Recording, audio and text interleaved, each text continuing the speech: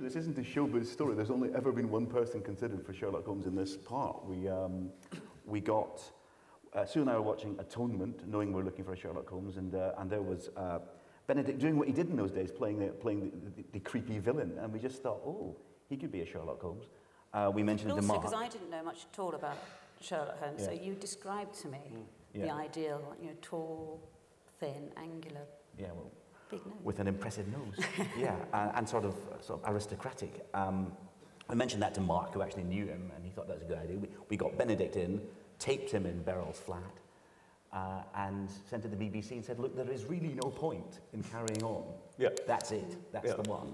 Yeah, I was very aware that I wouldn't necessarily be the first person that people would think of as Moriarty. So I think there's the job at the end of the first series was to sort of serve the script. There was this fantastic build-up to him. So I think it was important that because I wouldn't be obvious casting, that you don't do an obvious copycat version of someone else's villain. So I think, I wanted it to be maybe audacious, and it was written very audaciously and quite theatrically.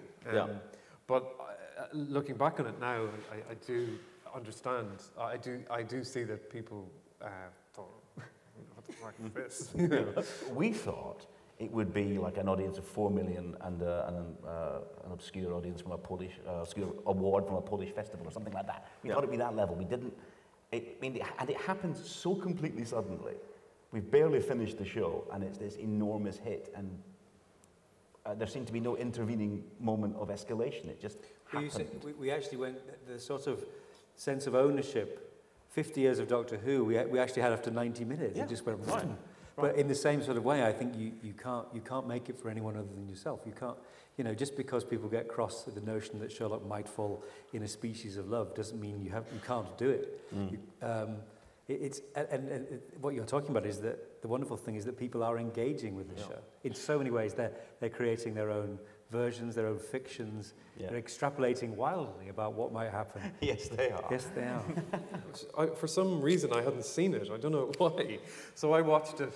I watched it grow. I watched the first episode, and I thought, God, this is fantastic. And there was this huge fanfare to it, and people sort of immediately, which I think is extraordinary about Sherlock, is that and very hard to do, is that people had an immediate affection for it. I think a show can be very popular and very, critically very well received, but I think to have an affection for a show so early on is really extraordinary.